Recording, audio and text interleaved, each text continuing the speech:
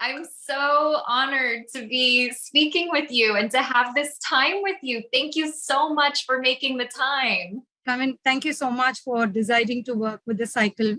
We are a small organization, but we aim to do impactful work. We aim to reach the people who haven't been reached so far, whose voices have never been heard.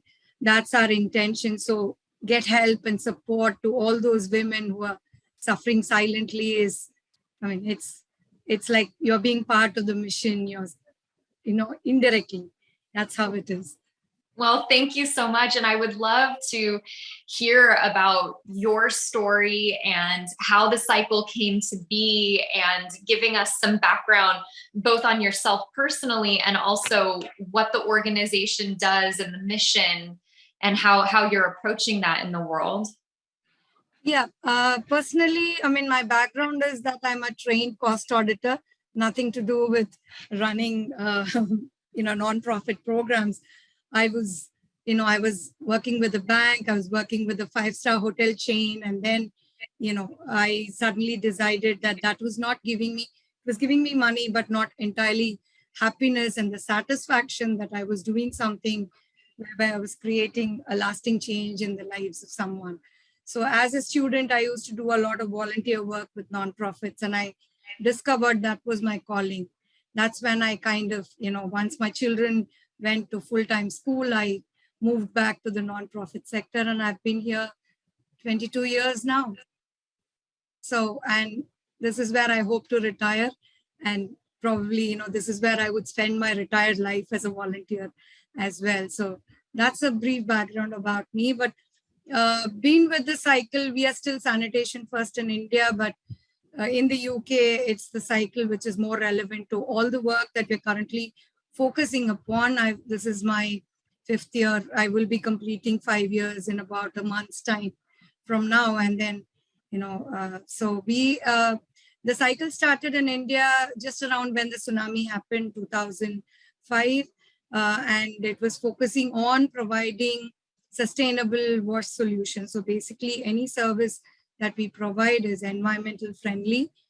So we don't believe in creating more harm than what the environment has already suffered.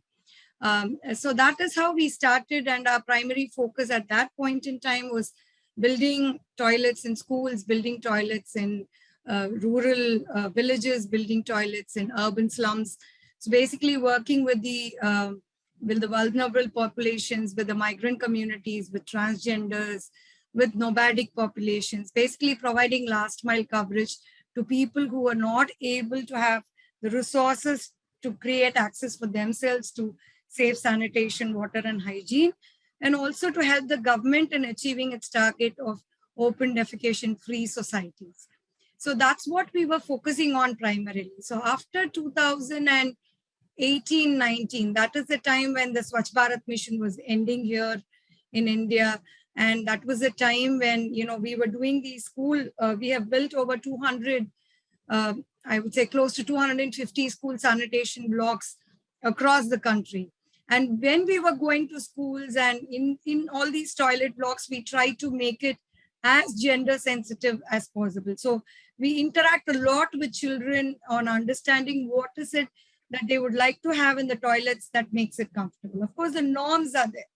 The norms would say, like, for every 25 girls, there needs to be a urinal. Every 40 boys, there needs to be a urinal. But for girls, I mean, their aspirations from a toilet, that is that little privacy, that is that little dignity space that they get, which even their homes may not be in a position to offer. So when we work closely with them in understanding their lives and how they are handling menstruation and all of that, we found that, their knowledge and information about menstruation was absolutely low.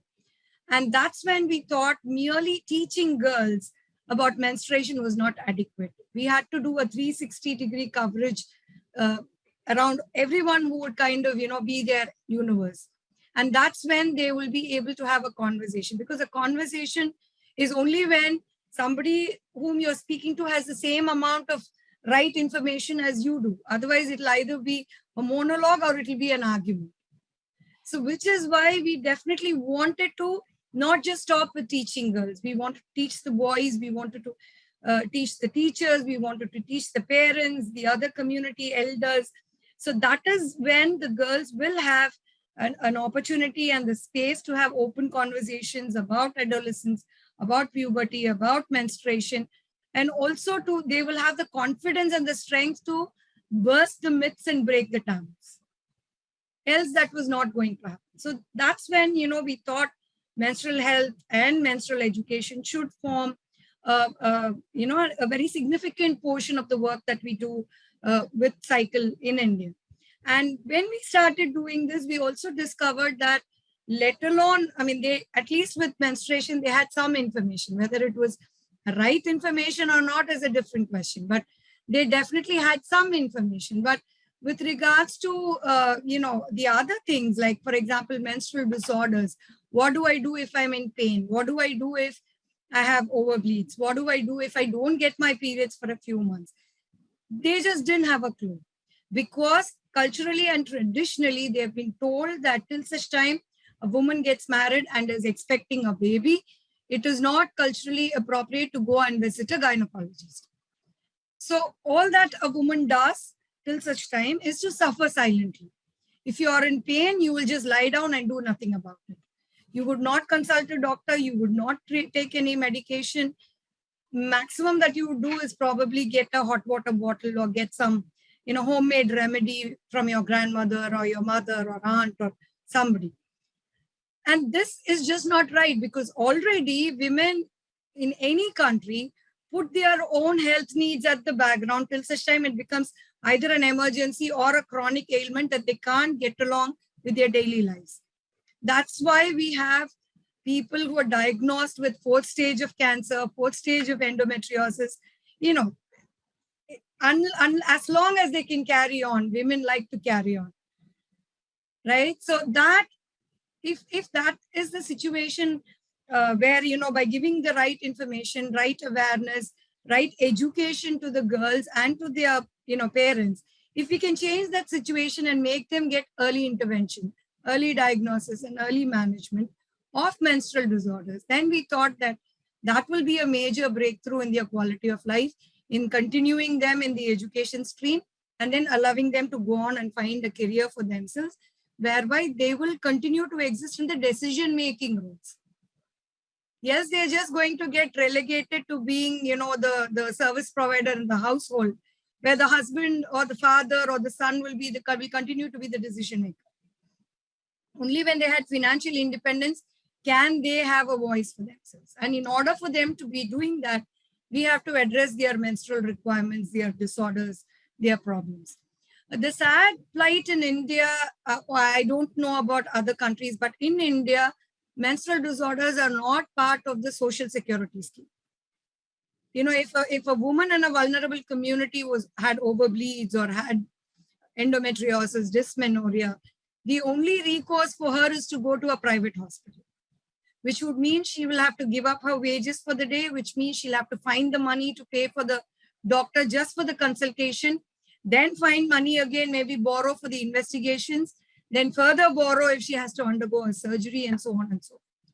Which is why what happens is, if that woman already has a baby or 2 babies, the moment she goes to a private doctor with a menstrual problem, the remedy that is suggested by many doctors, I won't say all doctors, but many doctors, is go in for a hysterectomy.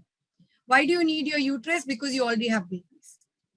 And that's so very wrong in many accounts, because messing up with your reproductive system is messing up with your hormones, is messing up with your entire mental health and your physical health and your, everything, right?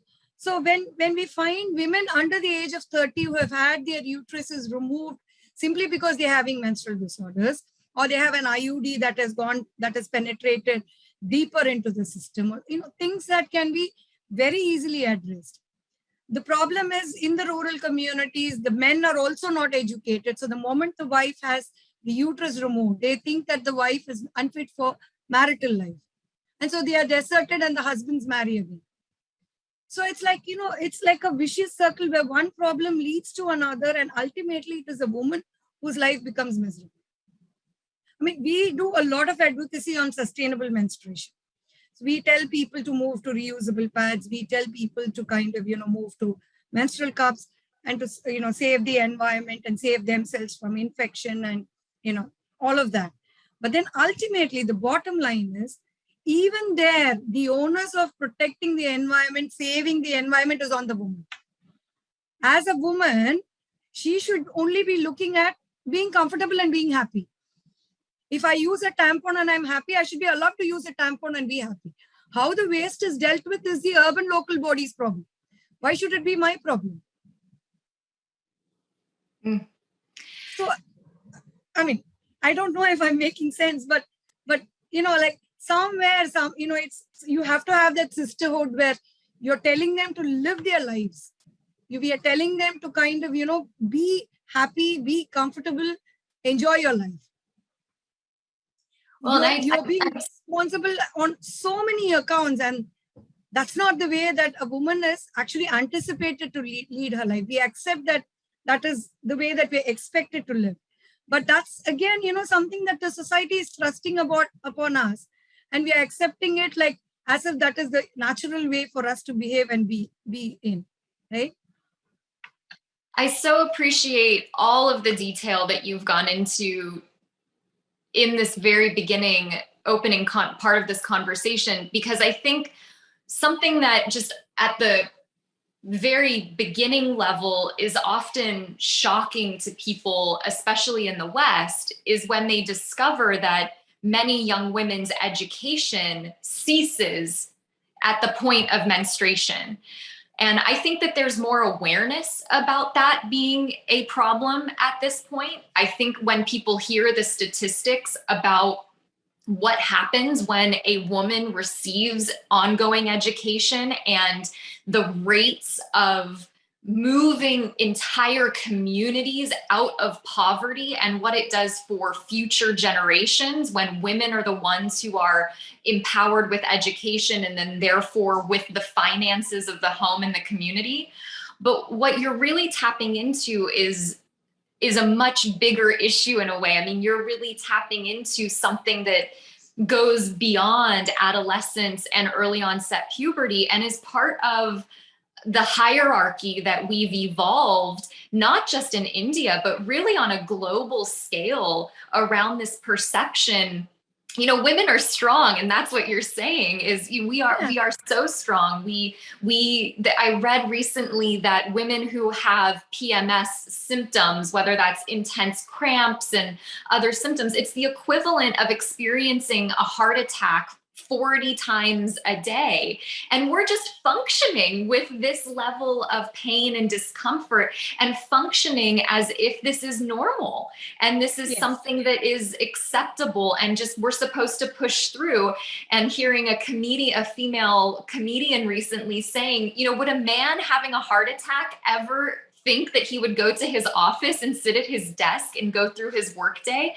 And so what you're really tapping into is all of us generationally from childhood all the way through menopause, taking this responsibility for our happiness and our well-being, and also then turning toward each other, like you said, in this sisterhood, in this collective, and caring for each other and advocating for each other, while at the same time bringing the men into this conversation. You think about men with daughters, and when they can really understand, when they really see the impact to their children, how that is going to change some of the choices that they make or some of the things that they say. And hopefully they will then advocate for women and women's health and protection in these areas. Yes, absolutely. Because we teach girls about not just about their own bodies, but we also teach them about boys, and vice versa. We teach the boys about girls. And very often in schools, we come away with such, feedback that the children give. When you ask them, what is your big takeaway from this training session, you find the girls would say that, at least for me, I had my mother, I had my grandmom, I had my teacher who told me when I had my first period, don't worry, this is okay, this is normal, and I'm there to help take care of you. I'll give you a sanitary product and then you will be fine and all of that. But I never knew that boys also had seminarchy. I never knew that, but I have a younger brother, and what who would he turn to? Who would he speak to when, he has such an experience? And now that I know what would happen, I will sit with my brother and I will explain to him. And that is so much, the mother in those little girls that comes out when they say that. And similarly, you find that, boys would say things like, oh, we used to make fun of girls when they, stain their clothes in class. And I now understand that it's very similar to what happens to us. And when it is, while it's a pleasure for us, it's a pain for them. While we can manage it, they can't manage it. So it's no longer something funny or something that I would like ridicule or make fun of. I will be more compassionate. And that's exactly what we try to achieve through the trainings, is that gender mainstreaming, that gender, sensitivity and taking care of each other. It is not that, women are something very out of ordinary that they need to be kind of put up on the pedestal, or men, or, we even talk about menstruators at large. We don't even specify like girls or women. We also, include trans men who might be menstruators.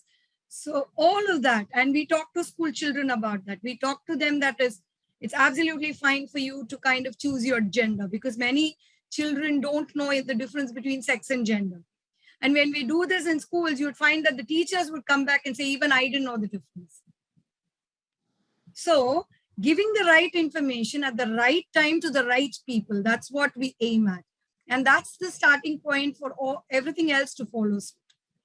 So when they have the information and then you give them the infrastructure, then you give them the details about all menstrual products so that they can make an informed choice. And then you talk to them about advocating, talking about this, spreading the word, cascading the information. Then that whole value chain is completed. So beautiful. And one of the things that has always really moved me about your organization is such a high level of consciousness on environmental impact, and making sure that the sanitation units that you're setting up, the toilets that you're setting up, serve not just the purpose of giving people privacy and helping to create sanitation within the community, but then that gets to be used for other purposes in the community, moving that toward agriculture and farming and things like that. And then even like you've already spoken to here, finding uses for finding sanitary products that can be used again and again and are environmentally friendly. And I think that that's an aspect of this conversation. We're having this conversation on Earth Day yes. today, which is so powerful and so special. So thinking about the ways that you're not just educating people in these communities for their lifetime, you're really thinking generationally past their lifetimes and into the future. Yes, definitely, because whatever model of sanitation that we are deploying, the off-grid, recycled sanitation where waste is converted into reusable agricultural resources. This is how agriculturists in India have traditionally been practicing agriculture.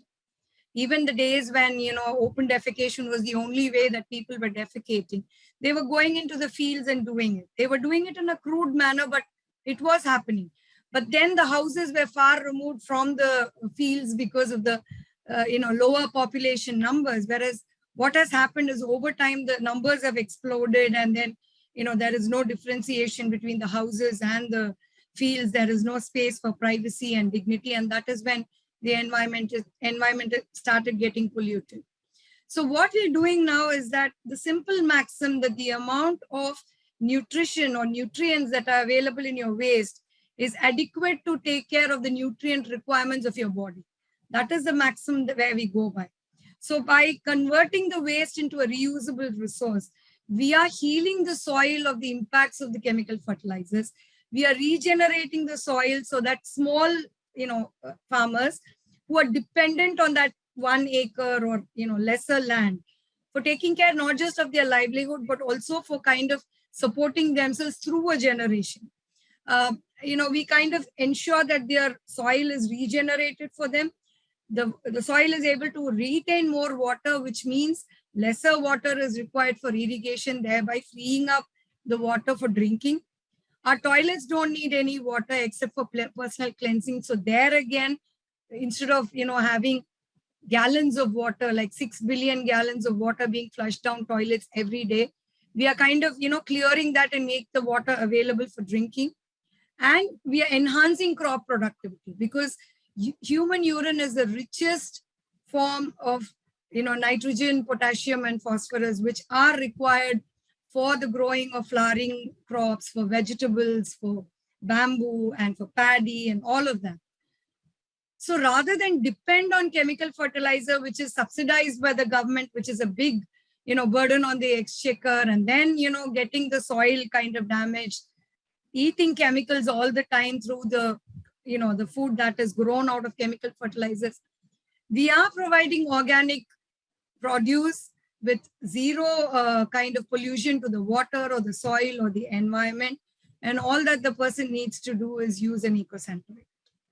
And I think that this is something that's really alive. I know for myself and my husband in our home, we built an organic garden in the last year and included our daughter in that process, moving away from reliance on external sources. Something that's really alive, I think, here in the US is this conversation around soil degradation and monocropping, and now the consequences that we see across the food chain and now infiltrating people's bodies because of the use of these pesticides and these chemicals and penetrability in the microbiome and issues with antibiotics as a result of that. And I think sometimes people in the West don't realize what an impact this has also had for farmers in India.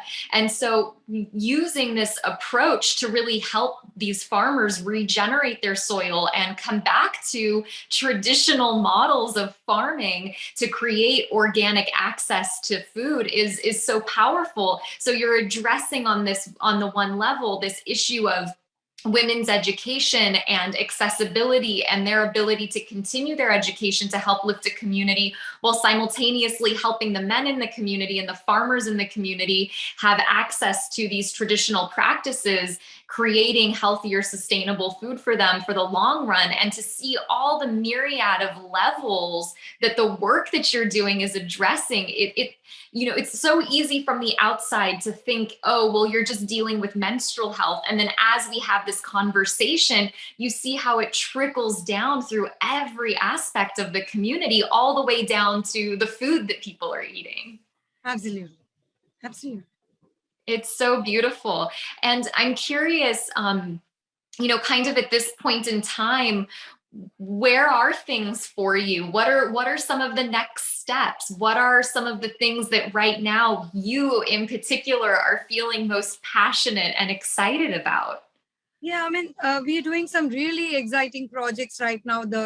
One of the major projects that we would be looking at this year is an agricultural research project with the Cornell University in the US and the Tamil Nadu Agricultural University here is about growing flowering plants, growing vegetables and bamboo with human urine, with biochar, and with microbe tea. So that's something that we want to kind of do this as a 2-year project and then take it from the lab to the field where we will be cascading the findings, cascading the learnings to small farmers across the country so that they then are getting trained in using an EcoSan toilet and then yielding and then reaping the benefits of all the things that I had described earlier. So that's one very exciting project that we are looking at. On the other hand, we have the study that we're doing currently, the first ever study in India with vulnerable women. We are doing a study with 8,000 women about the presence of endometriosis and other menstrual disorders. So these are street vendors, these are nomads, these are gypsies, these are migrant laborers. So people who would, they would not be in anybody's radar when it comes to public health and more importantly, menstrual disorders. So that study is like 75% done. The data collection is done. So in about a month or so, we'll be ready to reveal the results. And we hope we can take the results to educational institutions, to the government and to other stakeholders in order to create a system, create space for these women in the public health and social security system.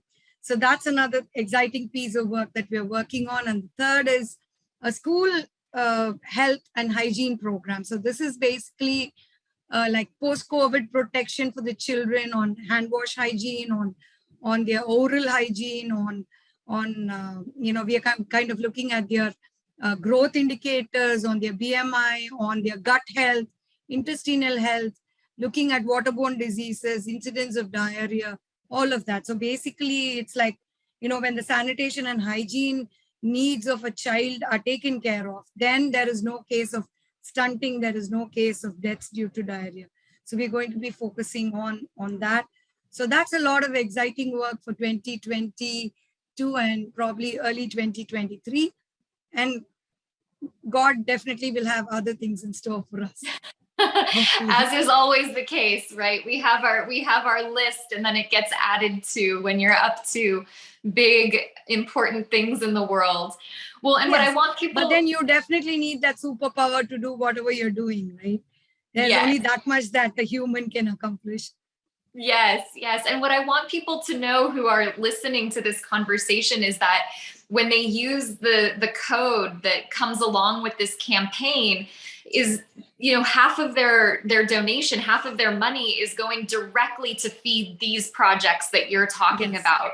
And so I really want people to understand through what you've shared and what you've said, that by signing up and joining Interdimension TV with this code, they are directly contributing to this study with Cornell, to this research with these 8,000 women, to these young children who are in schools. And this is a global issue at this point, where we're really working with young kids to help keep them safe and to understand that importance of good hygiene in all the ways. So I hope that people who are listening appreciate everything that it is that you're doing, and then appreciate themselves for joining and signing up and being a contributing factor to this amazing work that the cycle is doing. And I'm curious, just from your perspective, is there anything that you really want people to know? Is there anything that feels important to you to communicate to people who might be listening and hearing about some of the work that you're doing, or some of these issues that we're talking about for the first time?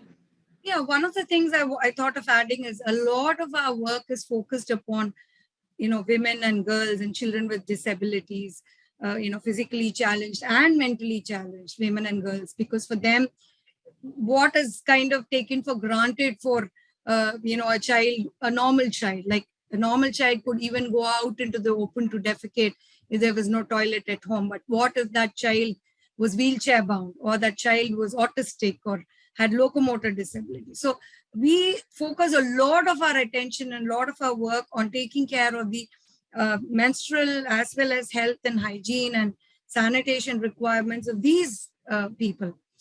We work a lot with trans people. We work a lot in making sure that all people of all gender orientations are given a life of safety, dignity, choice, and privilege as far as access to water, sanitation, and hygiene is concerned. And whatever I have described so far, these people are very much an integral part of everything that we do.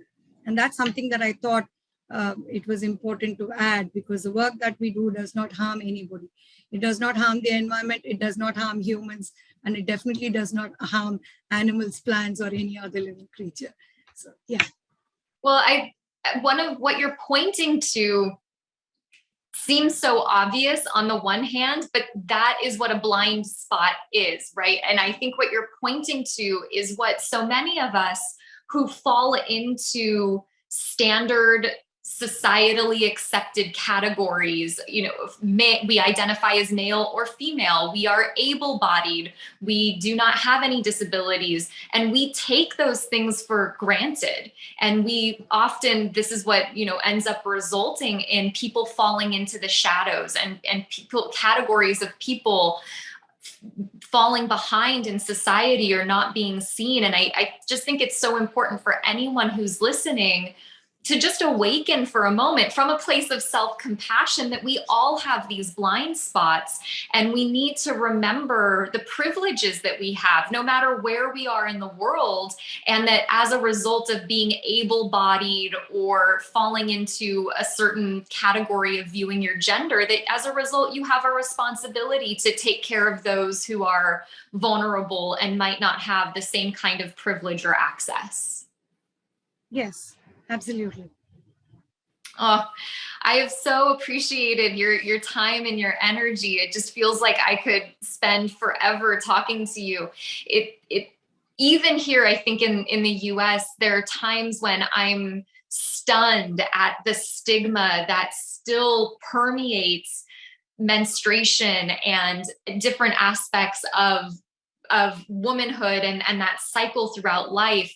You know, when I first became pregnant with my daughter and saw what this body could do, and it could grow life, an entire human being, and then exit out of my body. And I thought, my goodness, I've lived in this body for over 35 years and no one celebrated what it was capable of doing. And my greatest hope for future generations is that we go back to some of the traditions that have been the case for in First Nations people here in the US, but beyond that across the globe, and really celebrate our young people, however they identify, in this moment of entering into adolescence, which now the research shows is also the time of not just self-individuation, but it's also a time of transcendence. You know, it's a spiritual journey that kids are going on as they enter into adolescence. And I just want for all of us to find a way to uplift and celebrate that, because there's so much to be celebrated as this next generation discovers themselves and discovers their connection to nature and their connection to each other and their connection to the world.